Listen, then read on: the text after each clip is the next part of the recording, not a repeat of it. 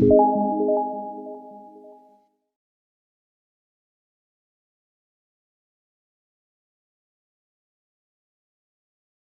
Krishna. Everyone can hear me? All right. So, thank you once again, all of you, for coming to this program. With great effort, actually, our devotees are organizing some sort of get together so that we can share some knowledge, some useful knowledge which can be very much imbibed, practiced in life, especially at a time like this in the world when people cannot imagine how you can be a spiritual person and yet fulfill your responsibilities in this world. So, being both side by side to a beginner will seem like a very big thing. Now, anyone here who is the language of delivery supposed to be English?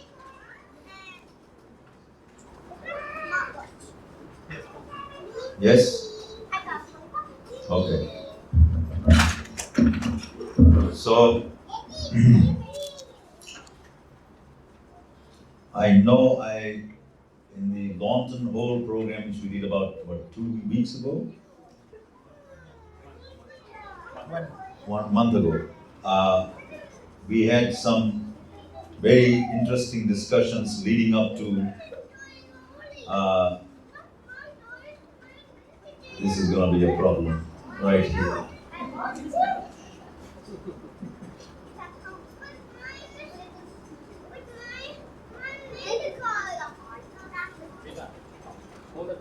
Can't have 3 lectures going on at the same time. So,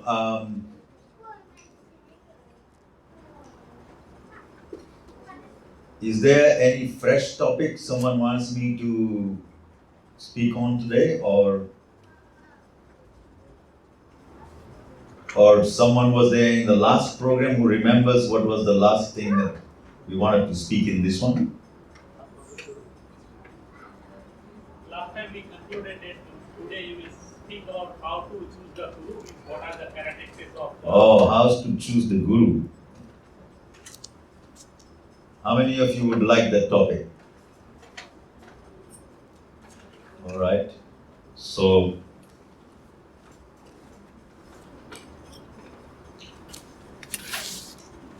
how to choose the guru. Do you have any doubts that we need a guru?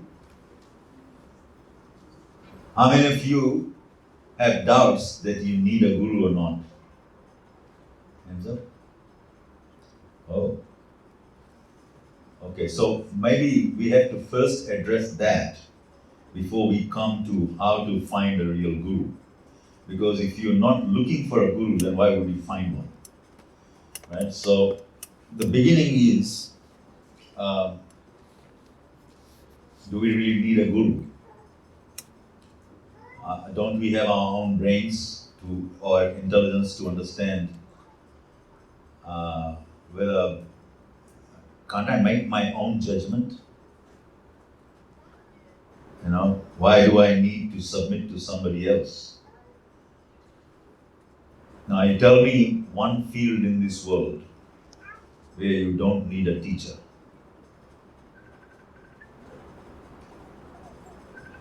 Anyone can name a field in which you don't need a teacher?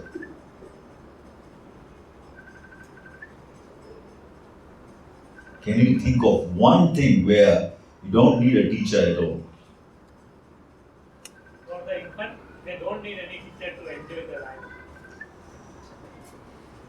No, they have plenty of teachers. They see others, what they do, and they think, oh, this is enjoyable, maybe I should try this. So they are looking at somebody doing something and they're learning from that. To breathe. Huh? To breathe. To breathe. To breathe, we don't need to learn. Very good one. What else? Nowadays, you have to teach people how to breathe. Do you know? You agree? How many of you agree to that? People don't know how to breathe. So, as you know, there is one very interesting statement in the Bhagavatam about people who will be living in this yuga, in this age. So these are the symptoms of some of the symptoms of the people who will be living in this Kali Yuga. You want to hear about ourselves? So Prayana Alpa Ayu Sabhya. Alpa Ayu means anybody? Alpa means very small, Ayu means lifetime. So Prayana Alpa Ayu Sabhya, then Kalavasmin Yuge Janaha, this Yuga, Kali Yuga. Manda Sumanda Matayo. Manda means very lazy. And Suman, and more lazy than just being lazy, Sumanda Matayo. This is very lazy. Manda Bhagya, even the Bhagya or the fortune, they will be very unfortunate. And Upadritaha. Upadritaha means full of chinta, anxiety, always. Now, are these some things we can relate to? So, according to the Bhagavatam, in the very beginning of the Bhagavad Puran, before the Bhagavad was about to be spoken, these symptoms of people living in this age. So, first of all, the memory will be very short. At exactly this time, what is the time? 5 to 7, yesterday, exactly what were you doing? If I ask you that question, you will have to think. You can't remember. Many of us, right? So memory is a big problem. And you know, they say that if someone knows how to read and write, then he's educated. But reading and writing came about when you are not having brains, not having memory, no yad shakti. No, when you cannot remember something, then you have to write it down. Do you remember all the phone numbers of people nowadays? Who remembers it for you? The phone, you just enter it into that. It has made us mentally in our use very little memory. Our capacity is very high, but we don't use that much. So, in this age when people are very, very lazy, they are misguided, they are unfortunate, so many different disqualifications.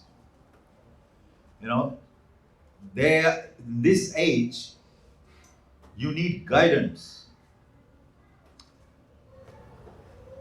Do you agree? You need guidance in many, many things.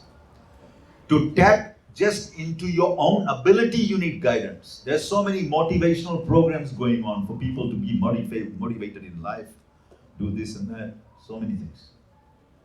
So people are actually struggling, and therefore they're taking help. Now,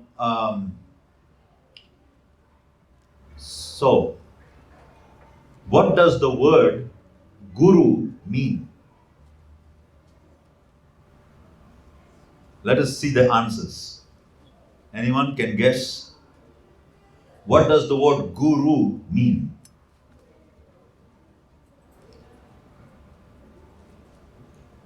A person who takes from darkness to brightness. Or light. Someone who takes you from darkness to light. So suppose it's dark there. If I drag you from there to here, then I become your guru? No. We have, yes. Someone who help you to achieve your goal. Someone who helps you achieve your goal, that's your guru. Is that the meaning of the word guru? What is the meaning of the word guru? Who will guide us? Guru means guide. Who will guide us? Who will guide us. Okay. Any other meaning? And the one who teaches how to live the life in the fullest manner, In the spiritual manner. one who teaches you how to live your life in a spiritual manner. The one who helps to find goals or path to reach to.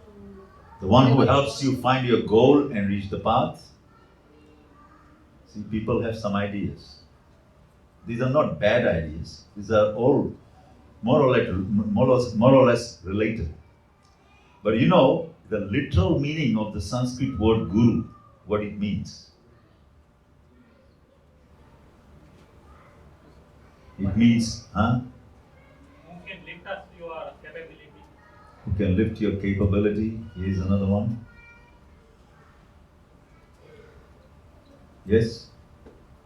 Who helps you to connect One who helps you connect with with yourself yourself. and who helps you to overcome the ego. Guru is Nani.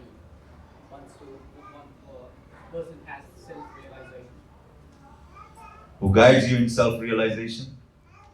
Actually, the word guru means, you will be surprised, it means heavy. Heavy. Why? Because he carries a very heavy message. Not everyone is ready to accept. A real guru will carry a message which is very heavy. It is for your own good. It is for your own upliftment. But it is something which is going to get you out of your comfort zone and make you really uncomfortable about yourself, for later on giving you something better. Now the guru has many, just like in the Vedas. What does the Vedas say? Tasmat gurum prapadyeta jigyasu shreya uttamam shabde pare cha nishnatam brahmani upashamashrayam. Tasmat gurum prapadyeta jigyasu shreya uttamam. One who wants to inquire. Jigyasu means who is very inquisitive. Tasmat gurum prapadyeta, who looks for a guru, who surrenders to a guru. Which kind of person? Jigyasu shreya uttamam, who is not only inquiring about ordinary things in this world. He inquires about shreya uttamam. What is the best thing for you? Shreya uttamam, of the highest category. And Shabde parecha nishnatam brahmani upashamashrayam. He needs words, shabda, of a higher nature. The guru can take you only to the level on which he is. He cannot take you higher than his own level. That is why the guru needs to be chosen from the highest level possible so that you can get to the as high level as possible. Simple. It is essential. And then, what is that? There is another verse.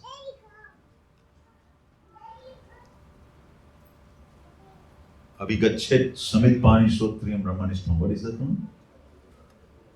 Tad vijnanartham sagurum eva abhigachet. This is how it starts. Tad vijnanartham. If you want to know Vijnan, not just Gyan, because everybody has so much Gyan. but one who learns how to apply the jnana or the knowledge into his life. That is Vijnana. So tad Vijnanartham, one who wants to know real knowledge, applicable knowledge which applies to your own life, practical knowledge. Tad Vijnanartham Sagurun eva abhigachet. What does that mean? That abhigachet means absolutely compulsory. चलेगा कि नहीं चलेगा इसकी बात ही नहीं. 100% you need a guru. Who is saying this? The Shastras are saying. It is such an important aspect, especially for the human life. Why? Because in this life, in the human form of life, you can learn about things you cannot learn in any other form. You can learn for your benefit. As a dog, you do not have this facility. As a cow, you do not have this facility. Even Devata does not have facility like human being does, whether you believe it or not. Devata, if you go to the Devata's planet, to the demigods, the higher planetary systems, there is so much enjoyment there. There is no incentive to learn more. Everything is more or less at your fingertips. You know so many things that we don't know here, and you feel like, I'm all right. I don't need to actually do anything. This is good enough for me. I become complacent living in Swarga, where again, after a long period of time, I will have to give up Swarga. After I finish my bank balance of punya or piety, then I have to. It's like you can enjoy as much money as is in your bank account. After that, you have to get more. Right? So when you enjoy, you deplete your piety, your bank balance. Why do sadhus try not to enjoy but do tapasya? They don't want to reduce the bank balance. And in our system, if someone just accumulates wealth and never uses it, what do we call him? Kripana phala hetava. Miser. Conjuice. Makhi choose, they say. Can you imagine someone trying to squeeze the juice out of a fly? It's actually a very, very, like the Indians have this, especially the Gujaratis and others. When you get this, what you call Colgate or whatever, you try to brush your teeth with, and when it gets to the end, you go and take a belna and not a single little bit should actually be left. There are some actually good things to it, but in spiritual life, you should be more greedy like that. That you accumulate so much and don't use. Don't use it by enjoying it. And what will happen? If you get lots of punya and they accumulate and you never use it, what happens?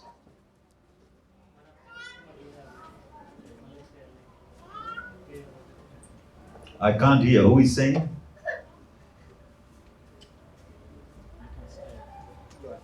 Dr. G, in the last month, my eye has gone like 50% worse. I can hardly see you. All of you, it's really bad. I don't know what is happening. Anyway, but so who said something? I just couldn't get it. Moksha. You get liberation? No. Not by punya you get liberation. You can accumulate millions of punya you don't get moksha. You get result of the punya.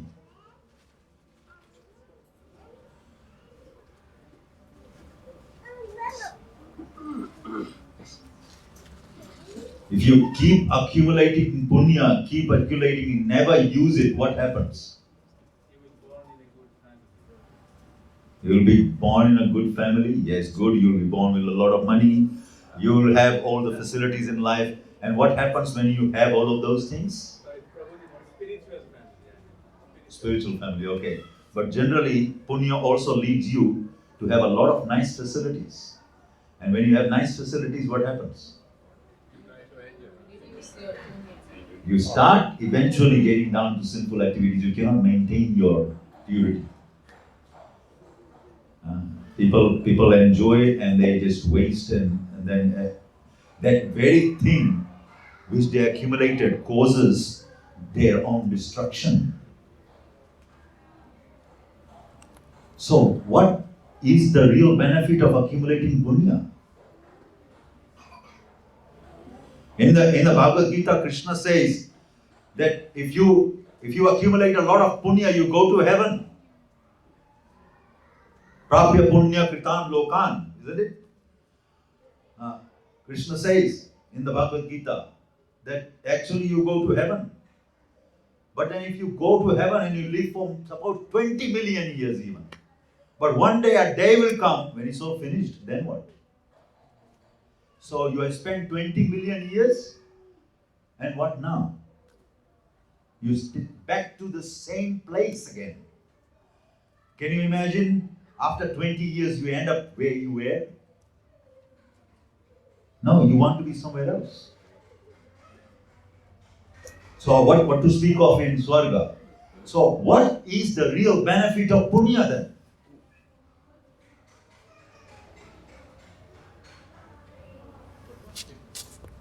I'm trying to make you think. Yes? You might get chance to serve the Almighty by accumulating punya. Very intelligent person. Thank you. When you amass a lot of punya, what is that shloka, Prabhu? Jananam punya karmanam. How does it start?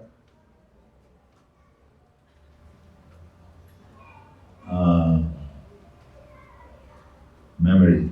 Kali Yuga memory. Jananam punya karmanam te dvandva moha nirmukta bhajate mam vridavrata. What is that?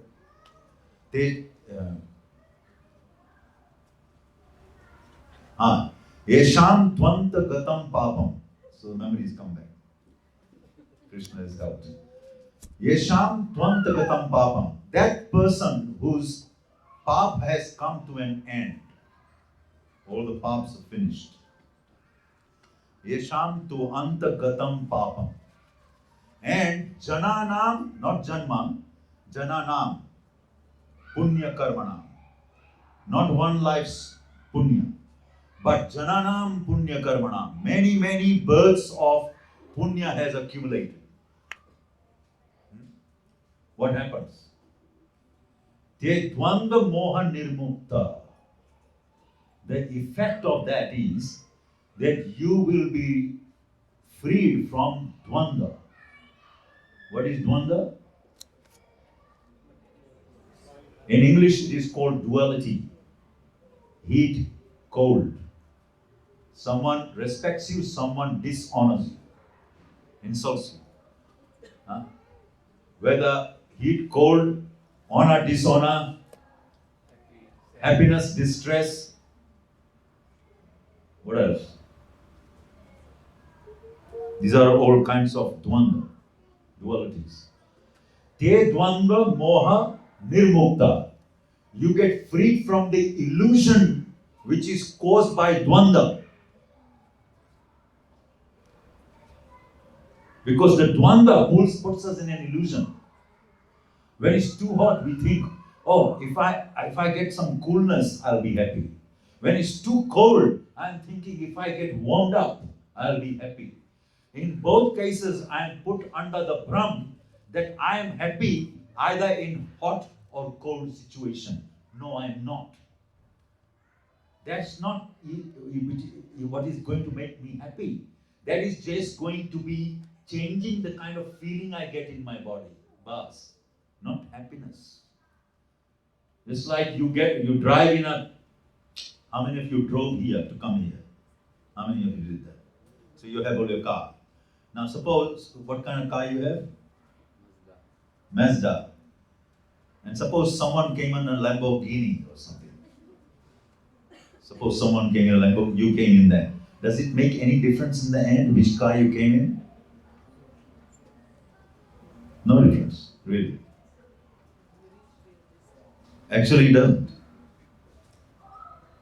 Once the food passes the tongue, what you have eaten, it's like, or what taste it was, it actually doesn't matter to you. It just has to pass the tongue. But until then, we take so much care that it should taste nice. Of course, if we take that care so that we can offer nice things to Krishna, then we get spiritual benefit. Now, so, what happens when the dvanda is removed? So, we were starting with punya, right? So, you do some punya, it gets accumulated, and all the path is gone, then the dvanda, the duality of life, gets removed. Then comes bhajate mam dhrita vrata. Vrata means vow. And dhrita vrata means unshaken vow. Vow that cannot be broken. What happens with dhrita vrata? Bhajate mam. Krishna says, he worships me with dhrita vrata. He never deviates. So a lot of punya accumulated, and then all the path, when it's destroyed, then comes steadiness. And then you can actually make progress. So why did we come to this discussion? Does anybody remember? We were discussing the Guru. How did we end up here? Let me see who remembers.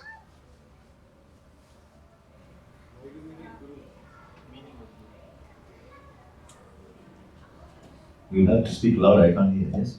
Why do we need Guru? Why do we need Guru?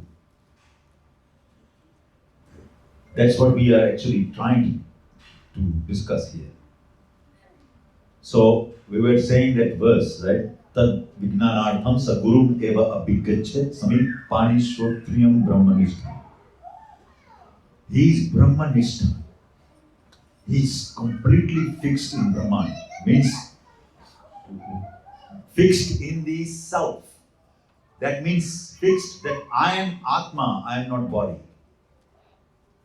He is Brahmanishta. So everything he does according to I am the Atma. Just like if you are a businessman, everything you do as a businessman.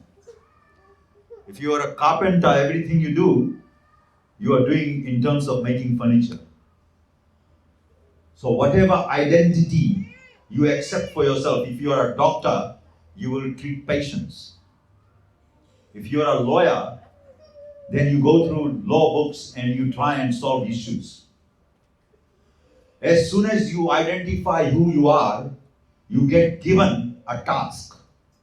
That is your duty. Correct? So now, I'm not a lawyer, I'm not a medical man, I'm none of these things, I'm a spirit. So I have a duty immediately that is allocated to me as a spirit soul. And what is that duty?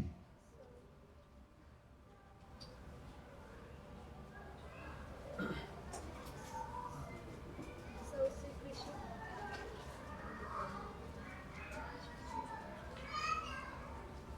That needs a lot of faith. Brahmanishta. Yeah, we're talking about Brahmanishta. But what is it that the dharma of this Atma is? As soon as now I'm not lawyer, I'm not doctor, I'm not this. Now I am spirit, I am Atma. So what is my dharma?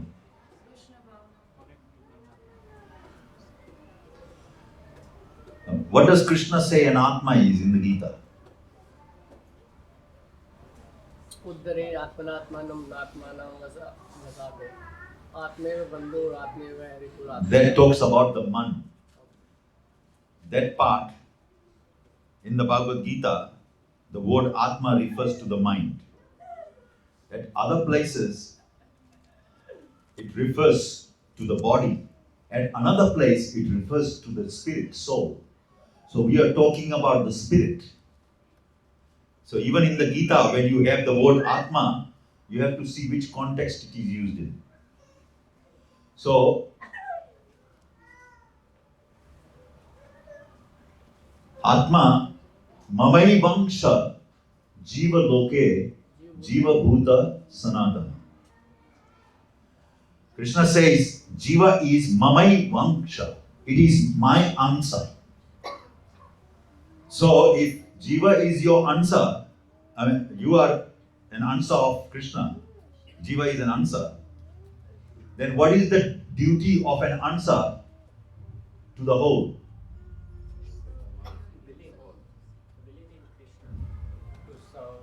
If it's a nut which belongs to a machine, what is the duty of the nut in regards to the machine? Yeah, to be fitted part of the machine. Then it has value. If you remove that and put the nut aside, any value of that nut? No value. Only when it gets put with the machine, the nut has value. Correct? So in the same way, the jiva is a part of Krishna, and Krishna is the whole. So, mamai vangsha jiva loke jiva bhuta sanatana.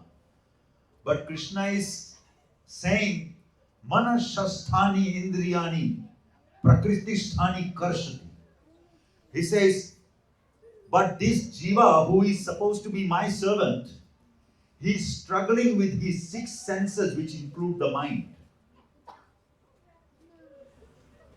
He is doing sangharsha, struggling with this. So that is the problem. So the guru comes, guru is needed to try and every step in your life, remember who we are, who is Krishna, and what is our relationship with him. First thing, this is called what? Guru gives Sambandha Jnana. This is called Sambandha. Who am I? Who is Krishna? And what is our Sambandha? If you get any of these 3 wrong, you will be finished. The Guru is bogus, the disciple is whatever. If you get any of these 3 wrong. So, I'll give you some example, and this is very important to understand. So, first thing, what are the 3 which said? Jiva, God, and Sambandha, the relationship, right? Now, take just Jiva. If the Jiva thinks that I come into existence and my existence one day finishes when I merge into Krishna. Many people think this in India. That Jiva is there, my goal is to become one with Krishna so that I don't remain at all afterwards. हम भगवान में जाकर समा जाते हैं. लोग ऐसा सोचते हैं. और कृष्ण क्या कहते हैं? जीव लोके जीव भूत सनातन. वो कहते हैं ये जीव सनातन है, ये कभी खत्म नहीं होता है, ये चेंज भी नहीं होता है, इसमें कुछ परिवर्तन नहीं होता है. This jiva has no transformation. So if I don't know who I am and what my properties are, what my characteristics are, then I don't have Purna Sambandha Jnana. If I think I am the body, I am man, I am woman, I am businessman, I am this, that, all of this is or Brahm. We use these identifications, but they are not who we are. We should always remember that. So, Sambandha Gyan, first we have to know who we are. Some people say, just like atheists say, that we are not Atma. There is nothing called Atma. So, the first thing is wrong. So, finished. Gyan, all Gyan based on that is zero. It's useless. Then the next thing is, who is Bhagavan? So some people think Bhagavan is some light, some energy, some force only, but he can't be a person. Because if he is a person, he'll have the same kind of problems I am having, because I am a person. So they compare himself as a person with God as a person, and then they start thinking that, oh, he can't be a person. How can one person create the whole universe? How can one person know everybody's mind? How can one person live in every person's heart? Oh, not possible. So you have to understand the nature of God. You have to understand the nature of Jiva. You have to understand these two, then you really know. Then the third thing to understand is the relationship. If you misunderstand the relationship, then also Gyan is finished. No, you get nowhere.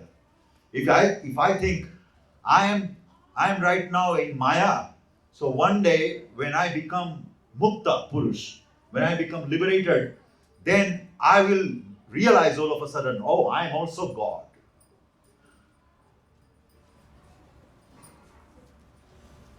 Are we God?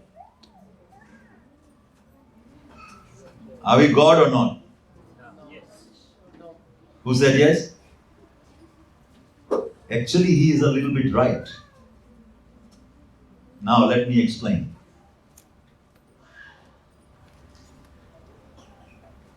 We have to understand these concepts properly.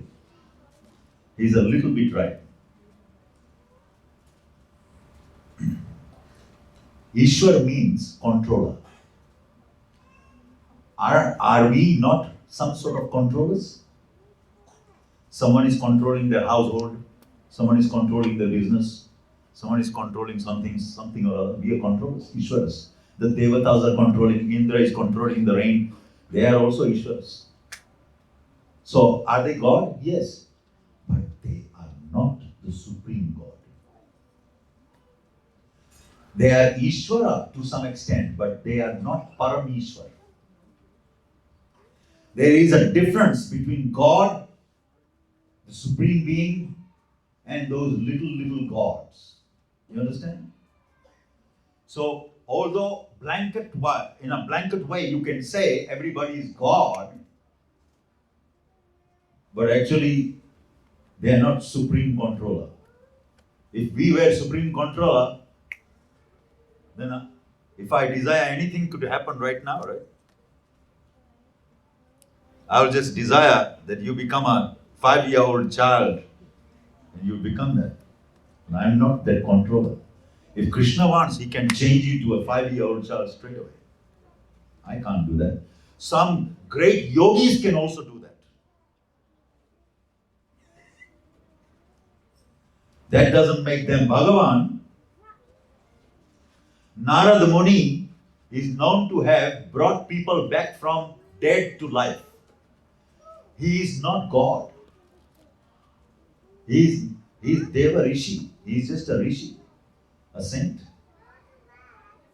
These are not ways to judge who is God. Now the Guru will teach who are you in great depth. He will teach you who is God in great depth. He will teach you what is your relationship with Him in complete detail. So we know then how to act, how to behave, how to think about God and ourselves for the ultimate benefit of us. This is what the Guru does. So, how does it begin? Let's go back to the verse. Tad vijnanartham sa gurum eva abhigachet. Then Samit Pani Shrotriyam Brahmanishtham. Shrotriyam. Anybody knows what that means? What is Shruti? Anybody knows? To hear. From receiving through the ears. That is called Shruti. There is no research needed. You just hear. That's why the Vedic hymns are called Shruti. Because they are not to be researched. They are absolute truth all the time. Applicable anytime. And that's why they are called Apaurushaya. They are completely infallible. Truth. Not like newspapers. Today it's fresh news, tomorrow it's stale news. The Vedas, the Bhagavad Gita, all of these you pick up any time, any yuga, they are absolutely still applicable.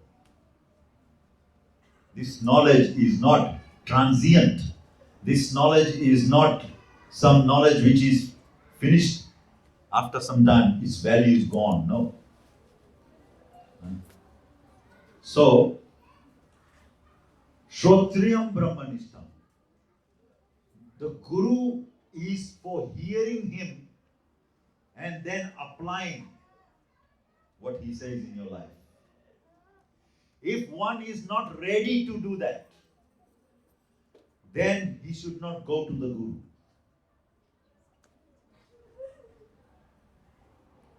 One should not go to the Guru out of fashion. अरे सबको गुरु करना चाहिए ना, चलो तो हम भी कर लेते हैं. ये फैशन के लिए नहीं करना है गुरु, क्योंकि सब किया जाता है तो हम करते हैं. अब इसने ये पहना तो हम भी ये पहन ले, ये फैशन में है.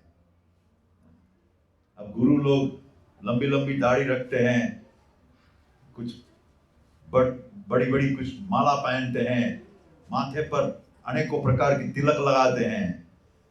ये फैशन से गुरु नहीं बन जाते कोई.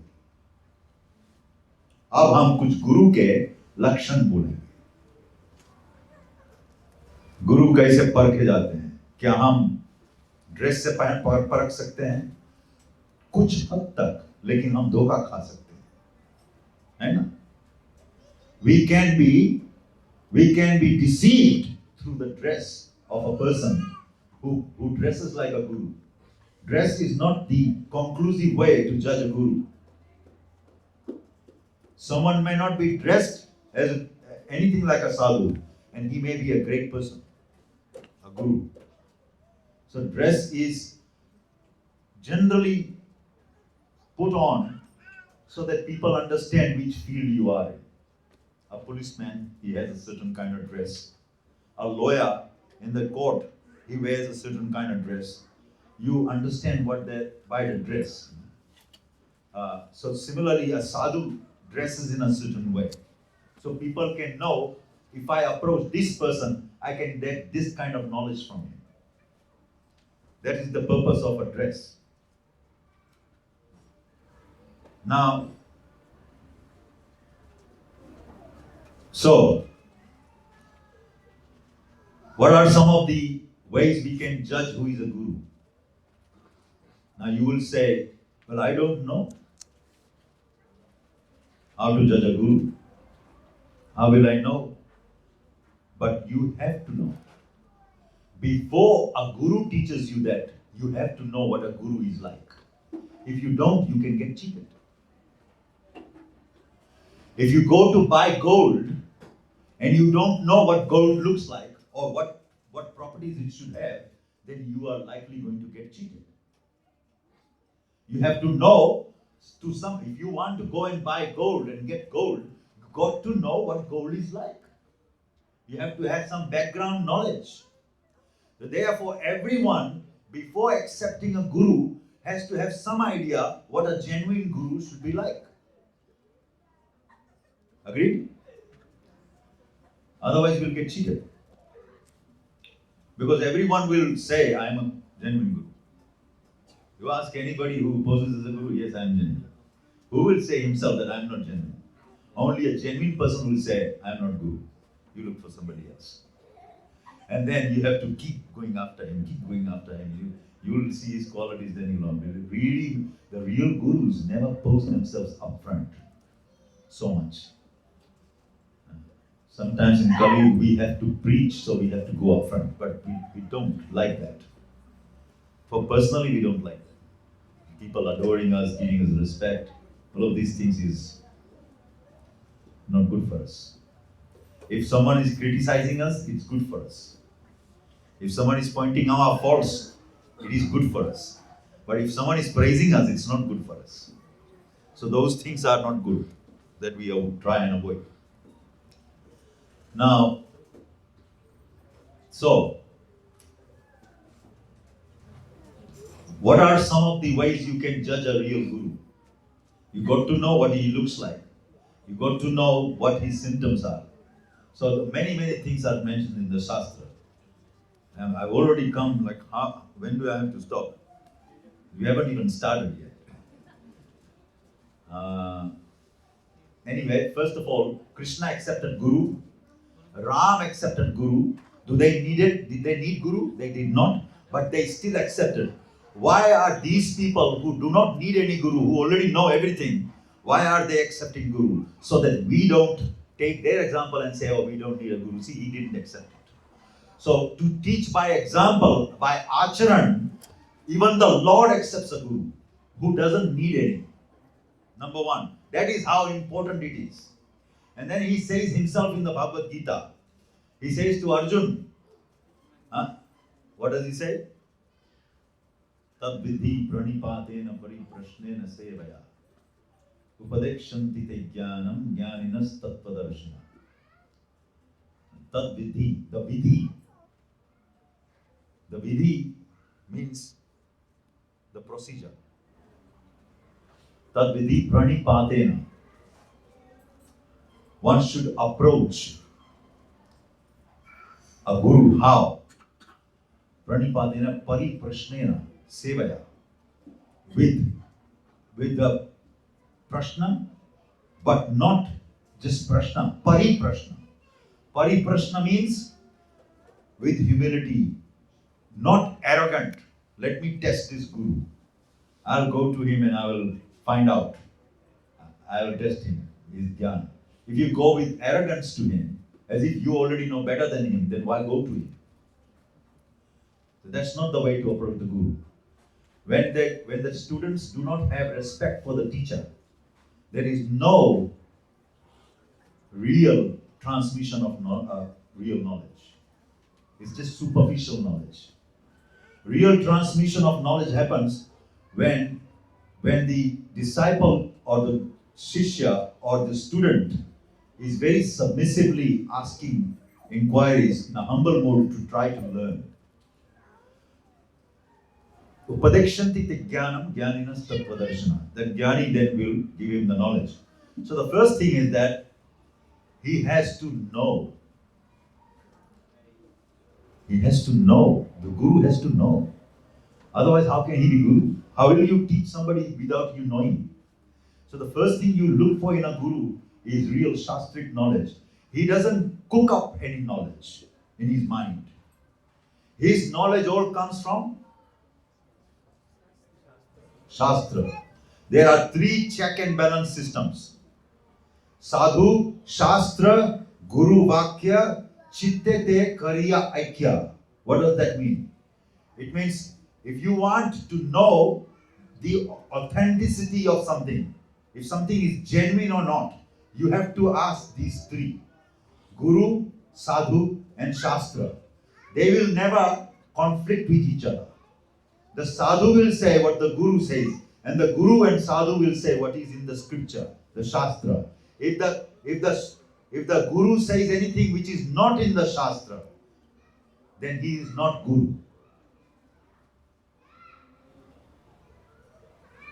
Ya Shastra vidhim utsrijya vartate kamakarata na siddhim avapnoti na sukham na param gatim. You don't get sukha, you don't get param gati, you don't get any of these things if ya Shastra vidhim utsrijya. If Shastra vidhi or the regulations of the scripture you break. And vartate kama karata, and then you do whatever comes to your mind, your whim. Then such a person, nasa siddhim avapnoti. He doesn't get perfection, na sukham, no sukh, and no paramgati. He doesn't get. So Guru has to comply with the Shastra. Guru can't teach you anything made up in his mind. It has to be confirmed from Shastra. That's why every time he speaks, he will speak with reference to the Shastra. He will quote and he will speak. Otherwise, he will stay quiet. And if Guru is something he doesn't know, he will say, I don't know, I'll find out. He doesn't say and make up something as if trying to pose that I know it. He doesn't cheat you like that. He does not pretend.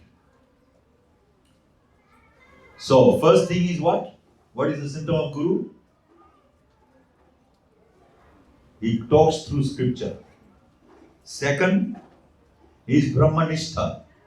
He is on the level of the spirit. If he is on that level, then he can teach you how to be on that level. Third thing,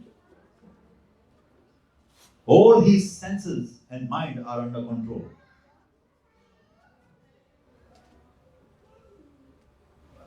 Vachvegam, manasa krodha vegam, jiva vegam, udara upastha vegam, etan vegan savishahet dhirat, sarvam api mam prithvim sashishyat. सारे पृथ्वी भर पर शिष्य बनाने योग्य वो व्यक्ति है. Who? Vachvegam. That person who has his tongue under control, his words. Vachvegam, the pushing. Vega means pushing. So sometimes we really want to talk. Sometimes we really want to taste something. Sometimes that thing is a pushing. Something inside us is pushing us. That is called Vega. Vega means that, the pushing inside us. So Vachvegam, all the pushings of the words, Vachvegam manasa, the mind, the pushings of the mind wants to think of something or go to something and it's not appropriate, it's in your grip. You are not controlled by the mind. The mind is not controlling you. You are controlling the mind. That's the Guru. Then, Vachvegam manasa krodha vegam.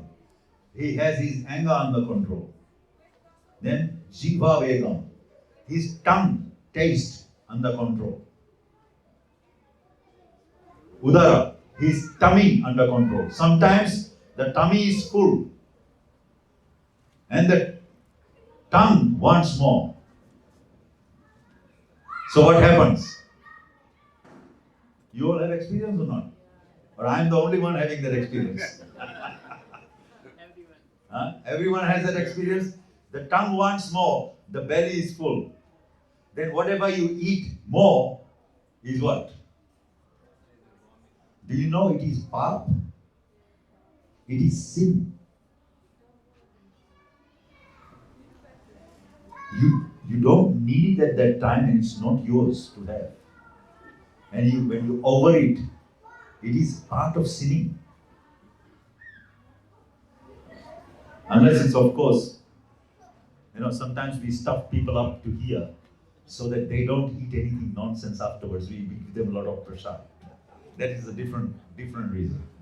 But otherwise it's something else. So let me finish this one. Prabhu, I know you're looking at your watch. So, Jiva Vegam, then Udara. Udara means the tummy. And Upastha means the sex generation, the generation organs. Anyone who can keep these 6 things under total control, he can make disciples all over the world. Sarvam apimam prithvim sashishyat. That's a guru.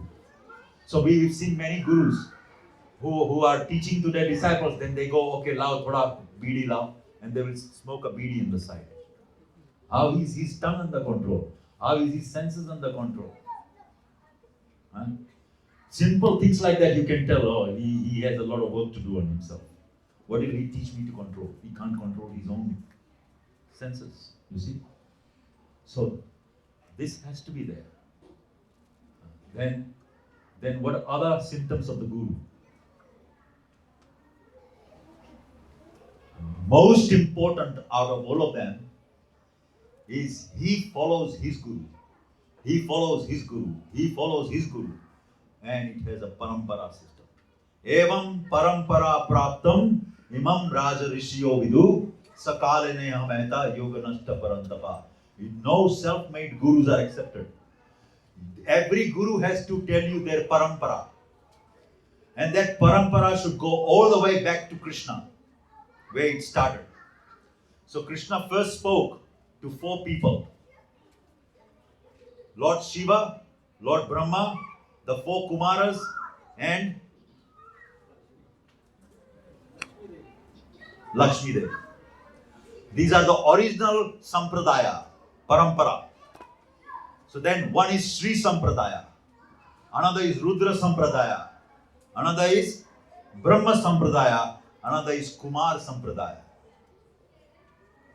If you do not belong to one of these Sampradayas, then Sampradaya Vihina Je Mantraste Nishphalamata. Shastra says that if you are not within the Sampradaya, then mantra, whatever mantra you get from that guru is nishphala. It will not have effect, spiritual effect. They can give you material mantras to get material boons, but they will not be able to spiritually elevate you. That's the difference. So a guru has to have his parampara. कोई भी प्रामाणिक परंपरा में अगर ना है तो वो अपने आप बनाया हुआ गुरु है कहीं बीच में से. उसके स्वीकार करने से हमको कुछ संगति नहीं प्राप्त होगी. We cannot get perfection. एवं परंपरा प्राप्तम इमं राजऋषियो विदु. कृष्ण कहते हैं गीता में, the guru should come in parampara. And then sakale nehameta yoga nashta parantapa. He says, as time goes on, the parampara gets broken. Some nonsense person comes, he doesn't teach the right thing. He does his own thing.